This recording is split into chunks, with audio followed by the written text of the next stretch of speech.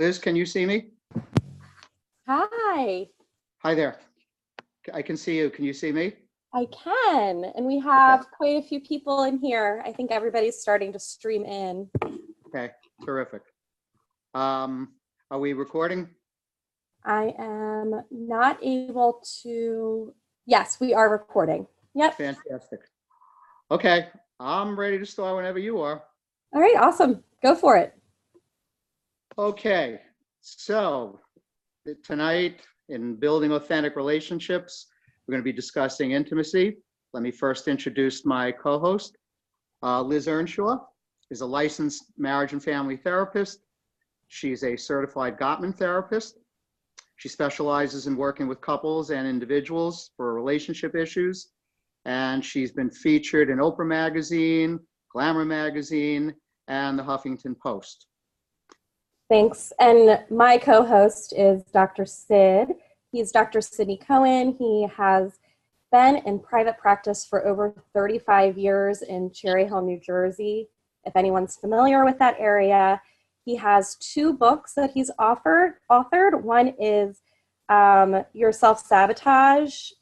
What is the name of it? Oh, Dr. you're Sid? self-sabotaging inner bully.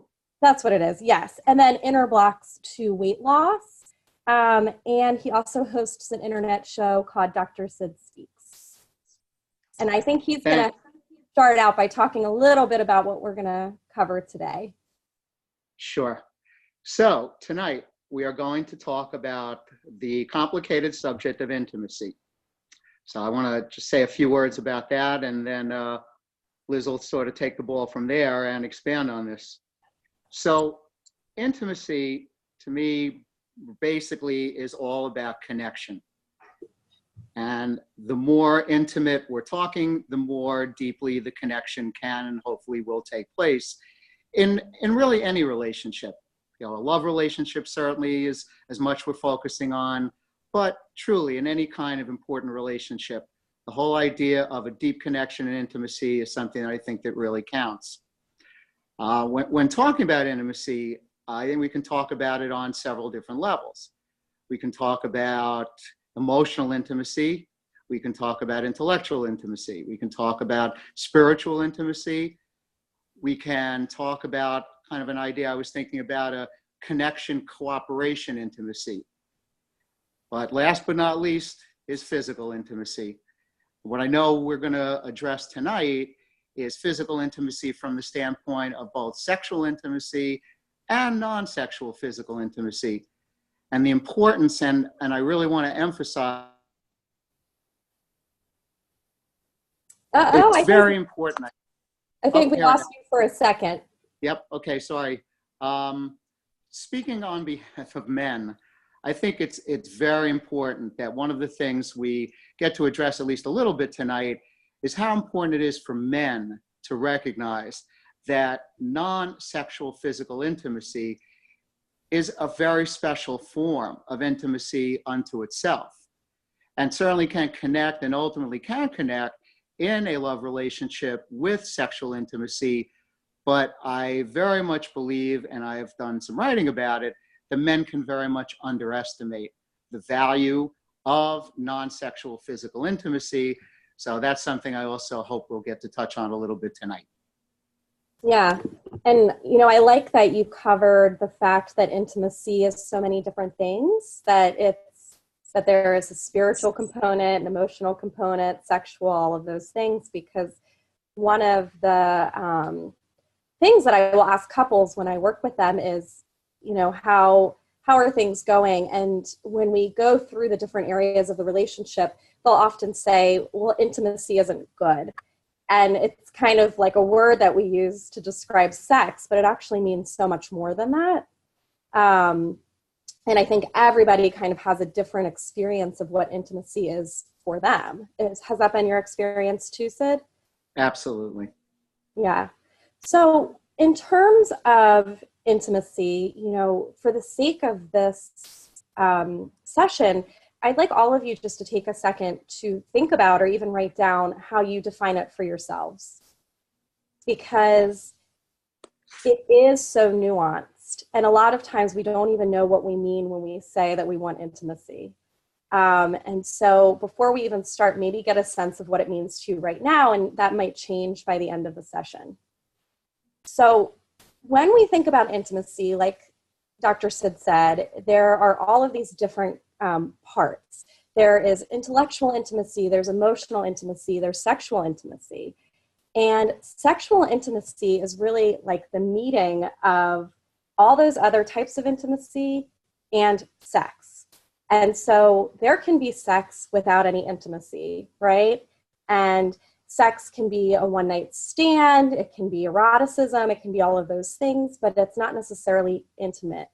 So when people really have a sexually intimate relationship, they have a sense of safety and comfort, and they're able to discuss how they think and they feel. And sexual intimacy, according to Dr. Barry McCarthy, who is a sex researcher, really mostly is felt during foreplay and then after sex, and it's not necessarily there during sexual acts. But the reason that people feel so close during those two periods of time is because there's the space for that other stuff to come into play. Do you have any thoughts about that, Sid? Well, yes. I think that when a couple is really exploring as much of what they can gain and what they hope to have in regards to sexual intimacy, that there really needs to be a level of communicating that for a lot of couples, I think it's safe to say, is a lot easier said than done.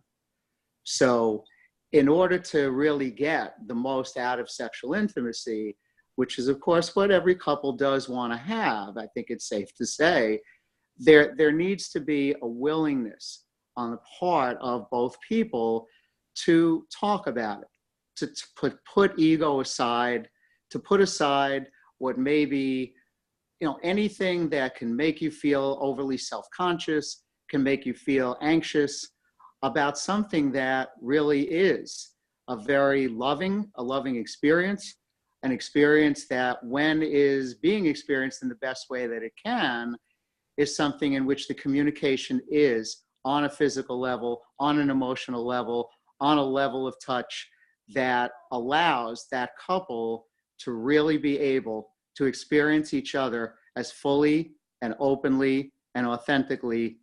And it's not easy to achieve that, but it's really pretty special when you can.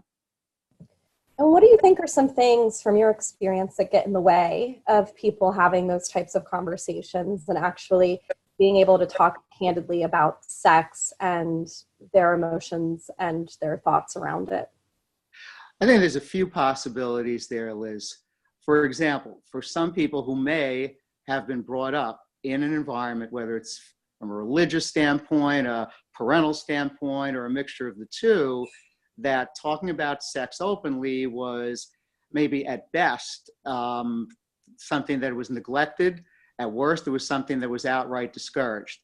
So a message can be instilled in people as they're growing up through the years that you don't talk about sex openly. Yeah. So sometimes that can come into the mix. Other times, and religion can play into that as well. I work with a lot of couples who went to Catholic school or some other religious institution growing up, myself, for example, and not just the way it's discussed within the family, but also the way it's discussed within their institutions, whether it's school or church or whatever, can really play into what comfort you have around experiencing sexuality. Absolutely. Yeah. So that certainly, again, yes, it certainly can come into play. I think what also can come into play is growing up in an environment in which, whether there was a religious aspect to it or parental aspect to it, if there's a basic discomfort that someone has around their sexuality, if they enter into a relationship with that discomfort, whether about experiencing the pleasure of it, whether it's about expressing themselves in a way that makes them feel very vulnerable. And that can be a very big part of what can create discomfort about sexuality and enjoying sex to the max. can be discomfort with your body. It can be discomfort with showing that degree of vulnerability to your partner. And if you don't feel as supported by them, if they don't give you the feeling that they are very welcoming, that they want you to share with them in a way that connects on the deepest level, then you may end up in a situation where you're feeling as though you want to get the courage or be made perhaps more courageous than you've been in the past, only to discover that that level of courage, that level of acceptance and receptivity may not be there, and that can create some challenge. Yeah, absolutely. Absolutely.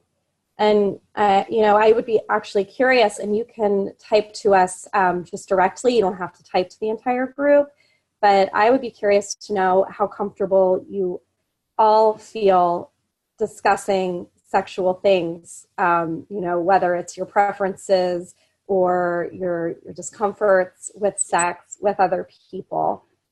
So if you want to share that with us, feel free. Again, like I said, you can just click that you want it to go to me or to Dr. Sid. Nobody else will see your answer, but it might be a good way to kind of continue this conversation.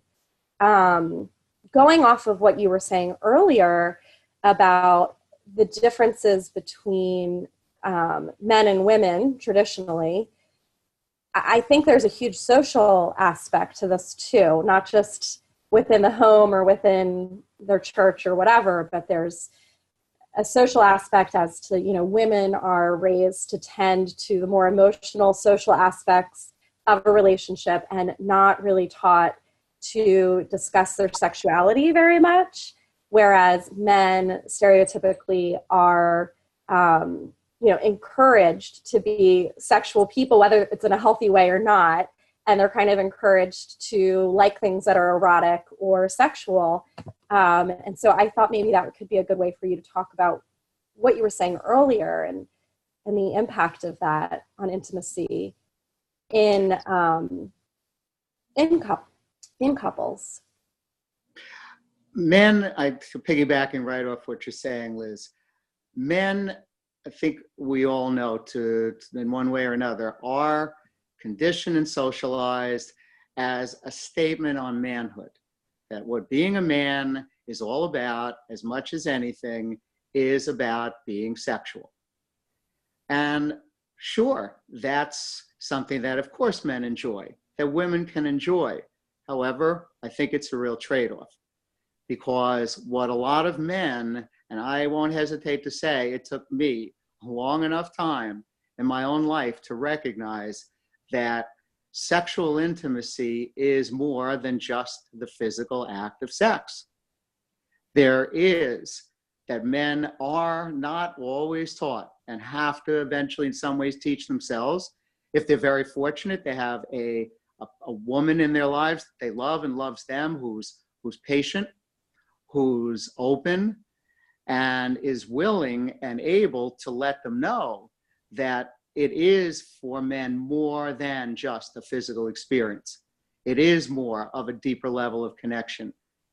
And I think what men need to really get clear about, again, as it took me long enough to recognize, is that for that sexual experience to be as deep as it can be, there needs to be a deep connection in other ways too. So one example that, as much as anything, I can certainly say has been driven home to me in a way that seems so clear is women certainly can, of course, and do enjoy sex and do enjoy the physical act of sex. But women also, more, I think, than men, have been conditioned to want to feel special, to want to feel respected, to want to feel that they're part of a team and that a man can contribute to the relationship in ways that isn't just about physical satisfaction and physical gratification. And when a man figures that out and gets clear about it, it isn't then as important, and he may not even get as caught up. I think there can be enough men who get caught up in an entitlement, feeling entitled to have sex. And I don't think I need to tell you, Liz, as a woman, as a very experienced therapist, no, that's certainly not the greatest way, to say the least, for men to approach things. And women are sometimes going to be pretty frustrated by that. So I think it behooves men to learn and really be clear that sexual intimacy really needs to also involve non-sexual intimacy. Very much so. Yeah. Yeah, it's really important. And I think that, you know, it also, at the end of the day, is something that men want too, is to feel emotionally connected to their long-term partners. And so it's just something that sometimes takes practice and acknowledgement over time. Beyond like the socialization and the childhood stuff, there's other stuff that gets in the way too. And that's why you see these things even showing up, you know, in same-sex couples, because it's not always just like a man and a woman struggling to talk about sex. There is a struggle to talk about sex and create real intimacy, which again is having sexual experiences and eroticism and emotional intimacy at the same time. And like we talked about earlier, that can be because of the way it was discussed in your family. It can be because of shame. So shame around your own sexuality, shame around what sex means to you, around your own sexual experiences. It can be impacted by trauma. So it's such a complicated subject because there's so many different things that can come into play when it comes to having a sexually intimate relationship. And then you're having it with a second person. So it becomes even more complicated because two people in the relationship are coming with all of these layers of childhood and socialization and personal experiences and personal shame and comfort or discomfort with their bodies.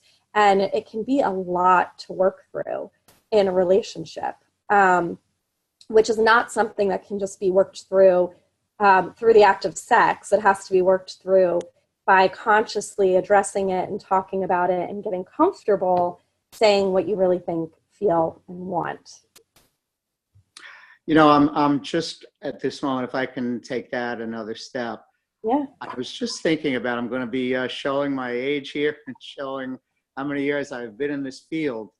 I'm going to bring back Masters and Johnson. God knows it feels like another lifetime. But perhaps many people there is like a HBO show right now about it, right? That's cool. That's right. That's right. Very true. So one of the things that Masters and Johnson introduced as a term that, you know, at this point in the field, all these decades later, it's a little bit almost old hat, and there have been other variations on the term, and that's sensate focus. And I think sensate focus is something that is so important for couples to at least consider including in the mix. Again, whether it's a heterosexual couple or a same-sex couple. And for anyone who's not familiar with the idea of sensate focus, the idea is to be together in an intimate way. It can be in bed, it could be taking a bath together. And the focus is on the senses, hence, of course, the term sensate focus, where what each partner is doing as part of building comfort with sexuality in a way that the real focus is on the senses. It's a focus on touching each other. It's a focus on letting each other know what kind of touch feels really good. What kind of touch, you know, there's no negativity to this. In sensate focus, you're not letting your partner, oh, that doesn't feel good. It's, this feels really great. Or, can you try touching me in that area and caressing me in the way you were doing, et cetera, et cetera. To reach that point through, it's almost kind of a practice of communicating about what really feels good and doing it in a way that's completely supportive, a way there's no ego involved, to maximize each other's both sexual enjoyment as well as connection to each other. I don't know, sensate focus is a term that was introduced about 60 years ago, but to me, it's every bit as relevant now as it was 60 years ago. Yeah, and I use it with almost all of my couples who are interested in doing anything in terms of developing intimacy with each other, whether they're struggling or they're doing just fine, but they kind of want to get more connected, because it's a great activity that takes stress out of it. We know that stress impacts intimacy, and it makes you have the opportunity without any pressure to tell your partner exactly what you like. And actually yourself to get comfortable knowing what you like, because a lot of times people don't even know what they like or how to say what they like. So it's a great activity, and I'll actually send it out to everybody after we're done if you're interested in learning more. Yeah. Yeah. That would be great.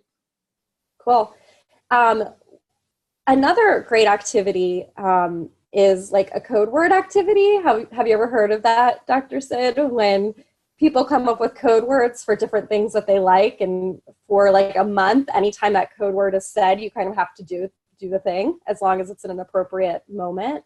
So if you're in a partnership right now, you could actually try to put that into your rituals. You know, you could make the code word like pineapple, and that means that the thing that you like has to happen in that moment. Again, as long as it's appropriate, like maybe not in the middle of the food court or something, unless you're freaky like that. But there's a whole bunch of different fun games that you can use to start to create a conversation around it, and to have it actually have an outcome instead of just being an open-ended conversation. You know, Liz, you just said a word that I think is such an important word to bring in the mix, and that's the word play and the word fun. What you just described, and I actually really was not familiar with that technique. Sounds like something I'd really want to be knowing about. Now, people like it because it's kind of funny. Yeah, it works. Absolutely works.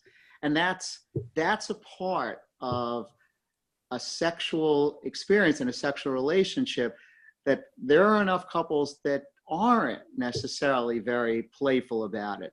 They aren't necessarily having fun. Fun does not necessarily equal pleasure. Pleasure does not necessarily equal fun.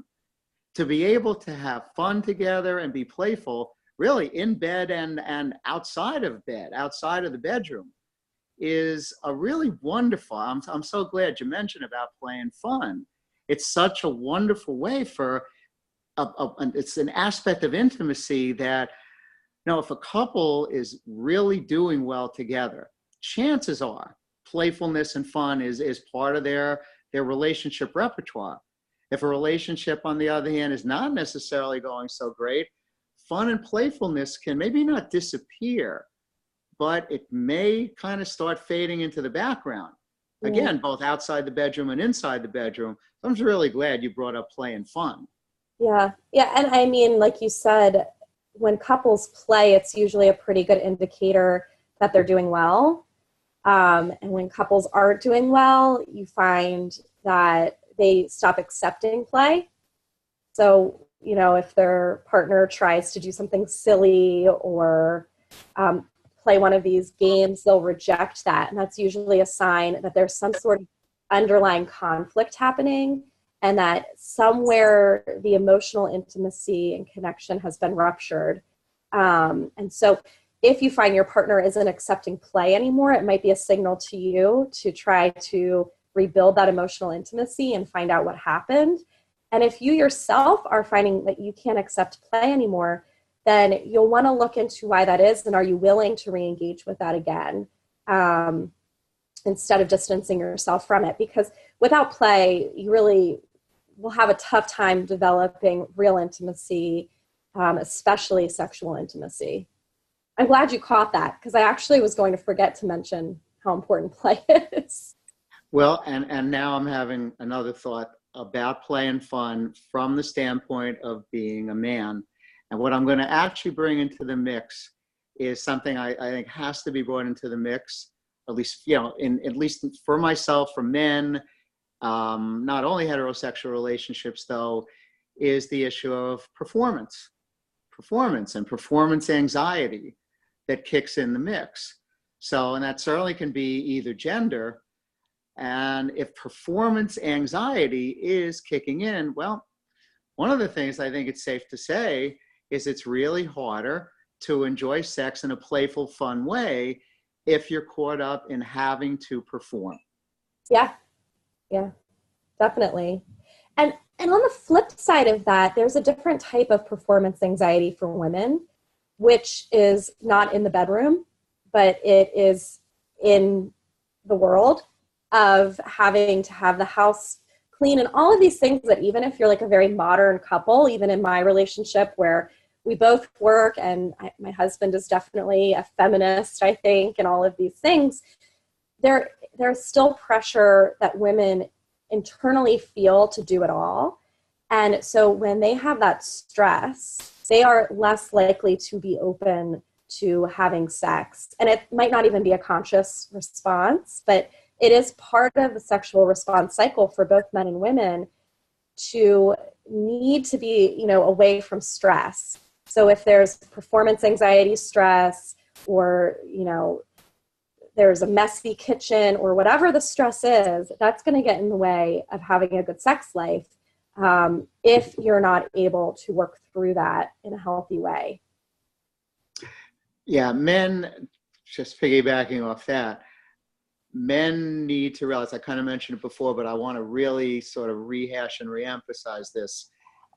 Men need to realize that if the woman in their life or their partner, same-sex partner, whatever it may be, if they are not really, I mentioned before about a form of intimacy I was kind of arbitrarily calling collaborating, cooperating intimacy.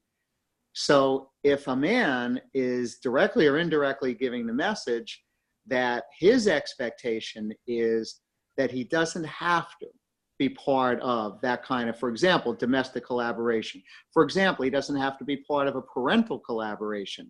As you're saying, Liz, a lot historically into this day has fallen on women for, significant domestic responsibility, even if she's a full-time career woman.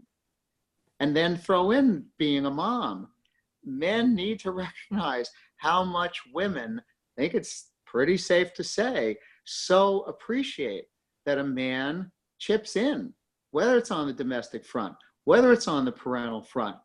It's at minimum, as you're saying, stress relief for her. At maximum, it's saying, I, the man, most certainly respect all you have on your plate, all you're trying to do, that you have a lot on you. And those things are not just, I want to help you out. It's better than that. It's more than that.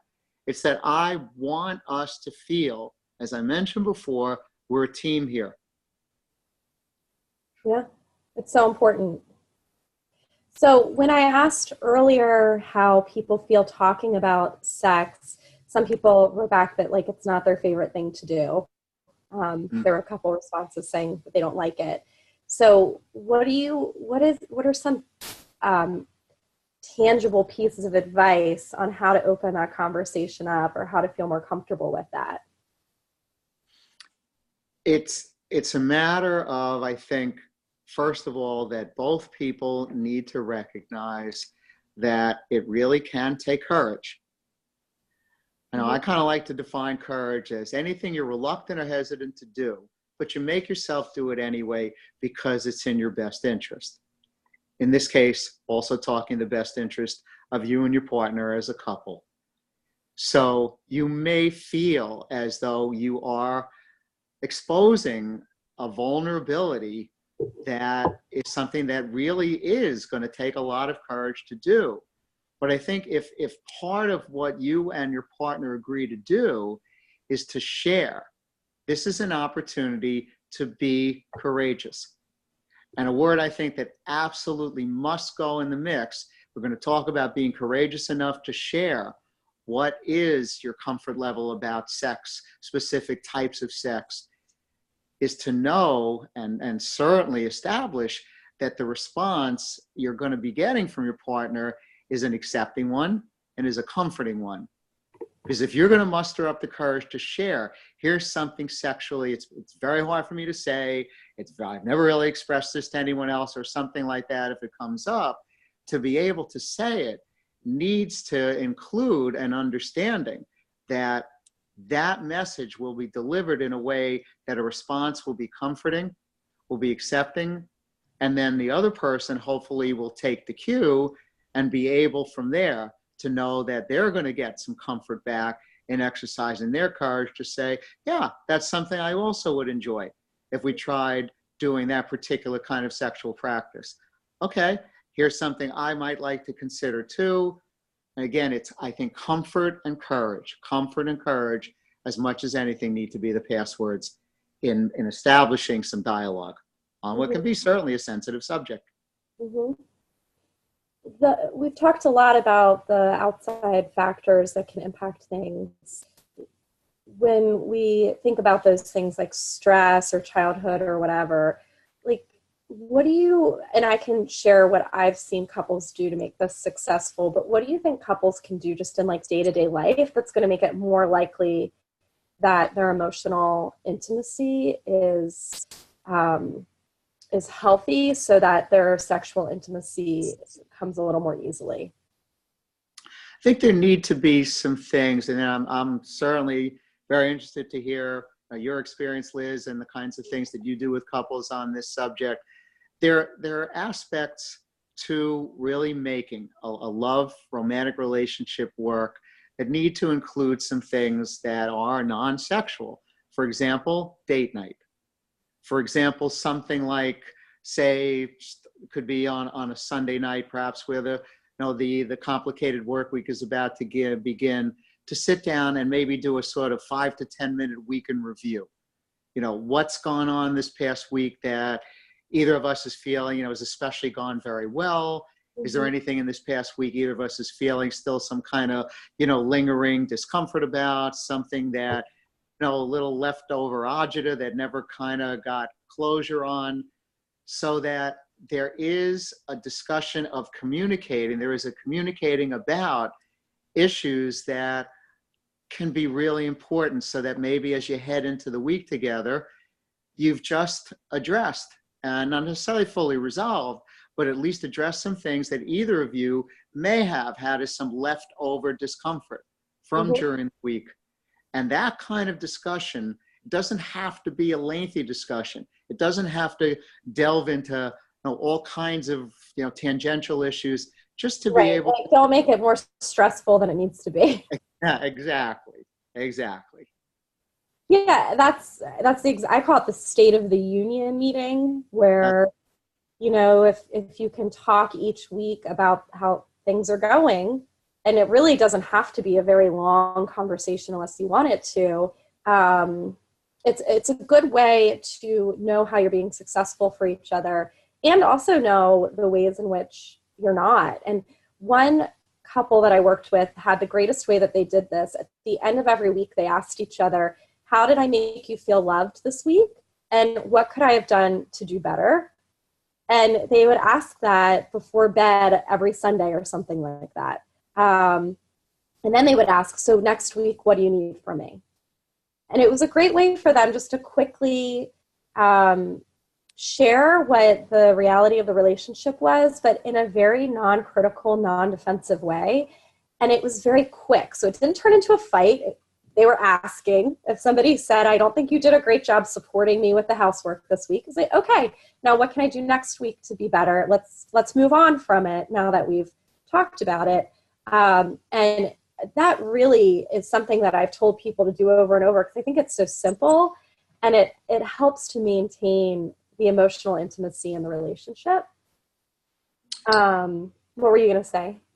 I just was going to quickly add that, and going with what you're saying, it's a very positive approach. It's an approach that gives a couple a chance to not slip into what may be a pattern that God knows enough couples can slip into, which is to criticize, which is to end up through criticizing or blaming, or ending up in taking a more negative approach, getting into an attack, counterattack mode. And at that point, of course, the receptiveness to really hearing what needs to be expressed, what can be a challenging of each partner, intended only to be constructive challenging, to be intended only to be to the betterment of the relationship.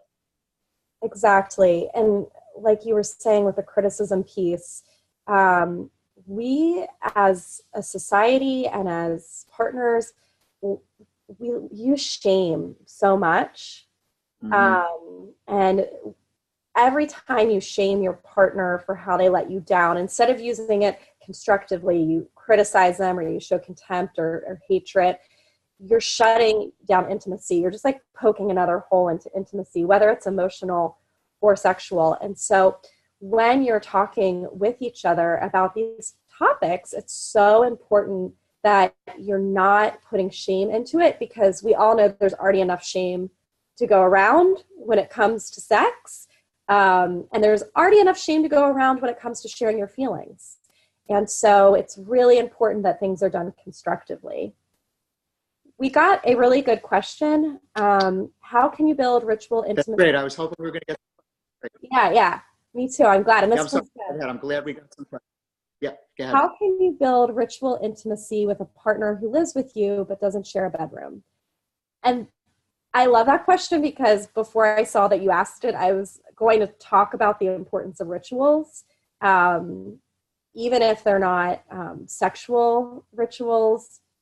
But intimacy is built through repetition.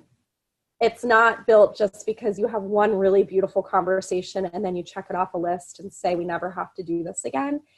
And so, in the method of therapy I practice, which is Gottman method therapy, one of the number one things that couples are encouraged to do is to build rituals of connection. These can be really big, and there's actually a book written about it that I'll include when I include the Sensate Focus. But they can be really big rituals, like the things you look forward to every year, holidays, or how you celebrate birthdays or whatever. The really important ones, though, are, the ritualized coffee that you have each morning together, or the way that your partner brings the towel to you after you take a shower. And nothing really even happens in that moment other than they hand off the towel, but you rely on it. There's these little ways that you ritualize your connections. And again, some of them are planned and they're bigger, and some of them happen organically. The importance is that you maintain them, because every time you do, you're putting money into the emotional bank account. And when you put money in the emotional bank account, you improve your intimacy with them. Do you have any thoughts about that? I like the idea of rituals very much. What especially jumps out at me is the nonverbal aspect to them. We're talking about communicating about sexuality, sexual preferences, sexual enjoyment, and so forth. That's enough of a challenge, certainly, to do verbally, especially, again, if you're not really by nature comfortable doing that. So what I really like about some of the examples of rituals you just gave is that there is a communication involved, but there's a nonverbal aspect. And in that nonverbal aspect to the examples you gave, Liz, there's a tenderness to it. There's an endearingness to it. I think the whole issue, Sensate Focus, again, just bring it back in for 1 second.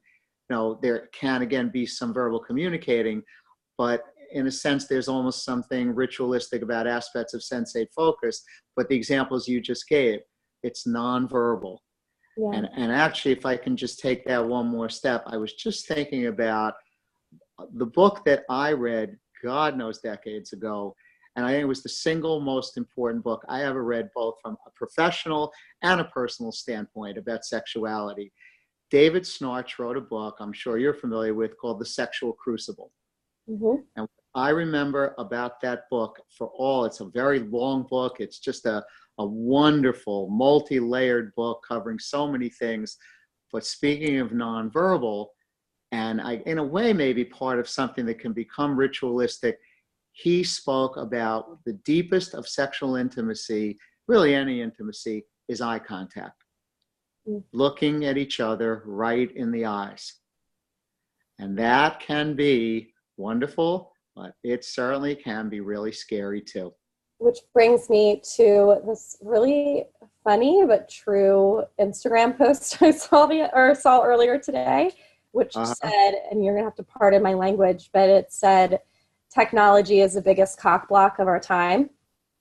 And it's true. And it's not just in terms of that was on like a sex educator's page, but when you're asking even outside of the bedroom, the more you have your phone in front of your face in the moments that you can connect, and I'm not saying never have your phone in front of your face. Everyone needs individual time. That's a part of it. That's a part of intimacy too, is to feel like you're allowed to be your own person every now and then. But Esther Perel talks a lot about this, and she, is definitely a sexuality educator. But technology is making people struggle outside of the bedroom to connect because the rituals are becoming based on technology. And again, balance is everything. It's okay to watch TV together. That's what my husband and I are going to do after I get off. I have to watch Game of Thrones. It's a ritual we have, and it does create some intimacy. But if all that is happening in your time together is scanning Instagram or watching TV or being on your computer, even sitting next to each other, that's not going to be enough because there's not that eye contact. There's not that sharing. There's not the gesturing that you really need to build connection with each other. I was wondering, do we have any other questions coming in? Not right now. That was a question somebody had a couple minutes ago. Does anybody else have a question that they want to ask?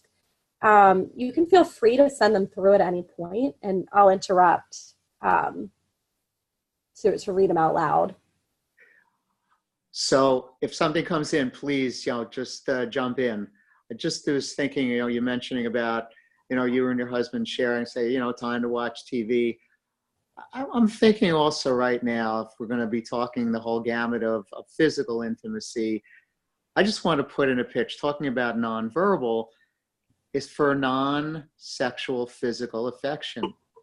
Hugging, holding hands, it's almost kind of schmaltzy to bring it up, but you know what? It's really a wonderful part of establishing intimacy where it doesn't have to be a pressure for non-sexual physical intimacy, hugging and holding each other and so forth. It doesn't have to become sexual. I think men have a history of, if not assuming that, expecting. If we're going to be if we're going to be hugging, we're going to be holding hands, then it's supposed to, better lead, ... Right. Of course it doesn't have to.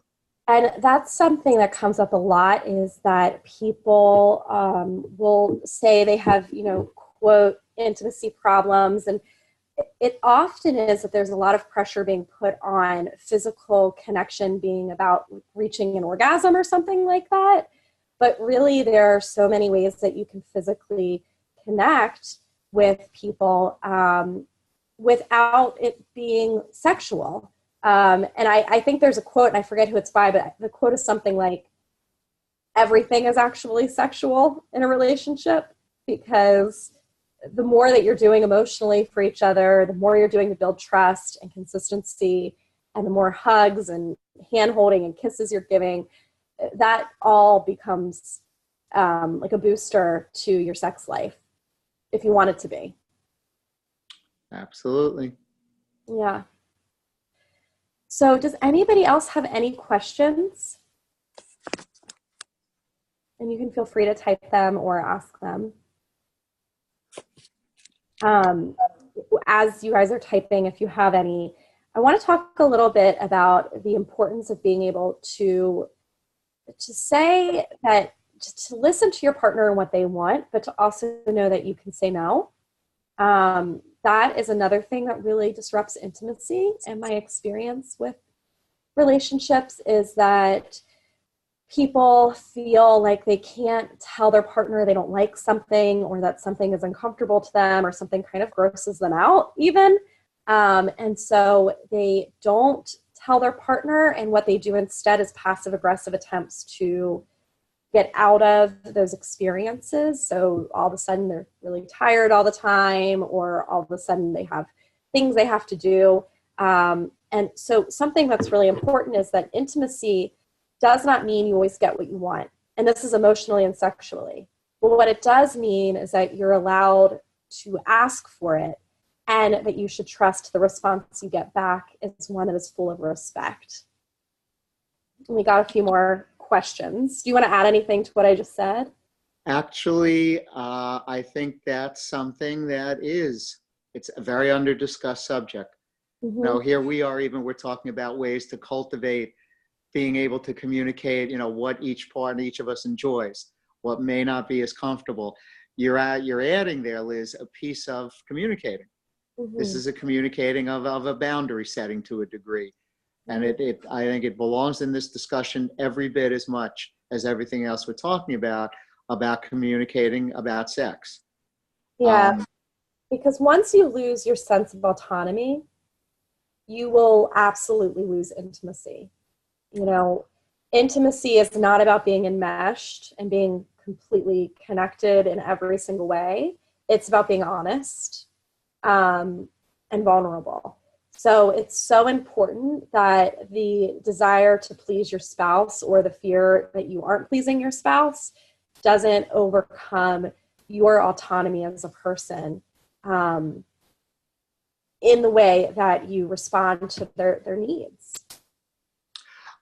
I actually, if I may, I have a question that came in. Okay. So let me, if I may, I'm going to go with that. The question is asking us to elaborate a little bit on intellectual and spiritual intimacy, which spiritual and intellectual intimacy, yeah, that we of course had mentioned, you know, pretty much at the outset. Do you want to go with the intellectual? I'll do the spiritual.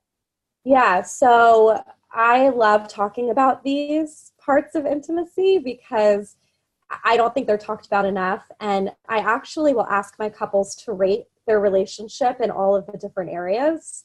So I'll say, you know, in terms of intellectual intimacy on a scale of 1 to 10, what do you think that you guys are experiencing right now? And sexual intimacy 1 to 10, emotional 1 to 10. Intellectual intimacy is the connection you feel when you really can talk to somebody about something, you know, and that's kind of like a layman's way of saying it, but it's being able to discuss concepts that you really like. And so for some couples, that might mean that you really like talking about art. For other couples, it might be you really enjoy discussing politics. For other couples, it could be discussing sports. You know, intellectual intimacy is that there is a cognitive connection that you have where you're discussing your interests, you're able to discuss concepts, and you feel like the other person is interested in exploring and discussing those things with you too. Would you add anything to that? No, I think that pretty well covers it. Okay. It's a connecting on common ground, common interests, things that are, well, no risk of ever oversimplifying it, intellectually interesting to both people. Right. And respecting each other's input on that, being really open to hearing what each other has to say. I think that the part of the question that are coming about the spiritual intimacy part, now that can get a little complicated. You know, if you and your partner both see yourselves as spiritual, you do not, of course, have to be spiritual in the same way. So one person, for example, can be inclined to be involved in something religious, and the other person may not be involved in anything religious. Spiritual, I think, means different things to different people. But if there's an understanding that, for example, if you are, say, theistically spiritual, you do believe in God, and God is in some way important to you, you don't have to share a religion. You don't have to attend the same places of spiritual practice. But connecting on a belief, if you do, in God, is a way to be very spiritually connected. But of course, there are atheists in this world who can be very spiritual people. No way I'm going to restrict the definition of spiritual to having to be somebody who is a theist and believes in God. Spirituality, I think, can be shared in any way. I kind of one day just thought of thinking of being spiritual as just anything that really lifts your spirits. So it can involve something religious. It can involve something about God, or it can be that you go out and you take a ride in the country and you go to a beautiful lake together. that can be a very spiritual experience out in nature. I think that kind of spiritual sharing most certainly is every bit as spiritual as any other meaning of spiritual. Yeah, it's like this idea that there's something bigger than you and you can both be in all of it together. Yeah, it's wonderful. My husband and I are not religious, but I think we're kind of spiritual people. And one of the things that I talk a lot about couples with that I think is a kind of spiritual question is, what is your legacy? So that's a spiritual conversation you can have with your partner is, when you leave this earth, what do you hope you leave behind? What do you, as a couple, individually, but also as a couple, who do you want to be known for? Do you want to be known as the couple who really cared about animals, or the couple that really cared about the environment or your community or children or each other? But that's another way to be connected intimately with each other, through spirituality. I have a question that says, how do I encourage my husband to spend more time with eye contact with me if his idea of having fun is watching movies and TV series together? So I totally understand this question because that's what my husband loves to do too. He also likes to look at things on our phone together and all that kind of stuff. So I think it's probably a common experience that people have. But what other types of things does your husband like to do? Because I'm sure there are other things, activities or whatever. But the other piece of this is that intimacy goes both ways. And, if your husband enjoys those things, then by all means, watch TV together. But it's also important that you say, for me, intimacy and connection is about doing an activity together. I would love for you to cook with me once a week or something like that. And a healthy relationship has two partners that express willingness to do what the other person needs. Again, I said earlier, you can absolutely say no if something violates a boundary, but asking somebody to cook with you shouldn't really be violating a boundary, as an example. And so it's important that you are able to assert yourself and say, this is what feels good to me, and this is the way you can love me, is to spend this time in eye contact with each other. Do you have any thoughts about that? Yeah, I'm thinking that if the man in your life is someone who isn't comfortable with eye contact, maybe in general, maybe a little bit more specifically with you, I'm thinking that what really would be certainly worth a try is, if you're the woman, if you're willing, of course, this is totally up to you, that you sit down together and you're facing each other, and you take his hands in yours and you look at him and you say, honey, look into my eyes, even just for a few seconds, even just a little bit. Just sort of try it out.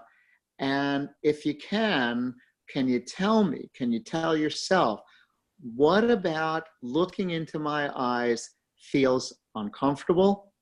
And what about looking into my eyes feels comfortable? Give him a chance, even if, after 3 seconds, he turns away. Hopefully, of course, it's not just going to be as short as just a few seconds. But if a man has a lot of hesitation, just feels almost at that moment, almost in a beginning to feel panicky, holding his hands, assuming that kind of physical touch is something both partners are comfortable with, so that he feels comforted, he feels supported, and that she genuinely wants to know, what is this experience like for you right now of looking into my eyes? It may help him be more mindful, may help him be more conscious. And he's experiencing her at that moment is really genuinely wanting to make him feel as comfortable as possible sharing that. Yeah, and I love that, because that's all about curiosity and being open to believing that your partner is going to be willing to share that with you, which is an important part of intimacy. Absolutely. We have another question. Can you cultivate intimacy with a partner who you have not been able to build rituals with? What do you think about that? Well, I think rituals mean different things to different people. So as much as the idea of rituals is, you and I, Liz, are certainly agreeing, and I would imagine other people are too, it is one way to create a little bit more intimacy, building it step by step. There certainly are other ways. I don't know if it's necessarily something someone might think of as a ritual, but you mentioned before, what couples need to do is they need to establish some interests, some things that they share in common that aren't necessarily rituals, but are things that they really enjoy doing together. The prime example for me, as I think about this with my partner, is dancing. So, not every couple is, going to be comfortable dancing, and it certainly doesn't have to be dancing. I mean, there can be its own kind of non-ritual intimacy, for want of any other way of putting it, of watching a movie together or going to a concert together, or even taking a class together. And certainly doesn't have to be a dance class per se, as much as I love to dance. Dance is an important part of my life, but doing things together, you've already mentioned this for sure, Liz, and I want to really reinforce it, that it could be something that you both know you really are going to enjoy together, or you can sort of, make a little pact. Let's try, here's something I really enjoy that you may not necessarily have tried, and, let's make a deal. Next time, a week later, a couple weeks later, this time we're going to do something in reverse you really enjoy that I haven't necessarily been open to. And really sharing those kinds of things, I think, are, sort of in a way, non-ritualistic ways of really building intimacy, and can really help. Someone else asked, can you still have intimacy when you're going through a rough patch and not living together at the moment? Oh, what's your thought on that? Yeah, I think Sure. so. But that goes back to rituals again.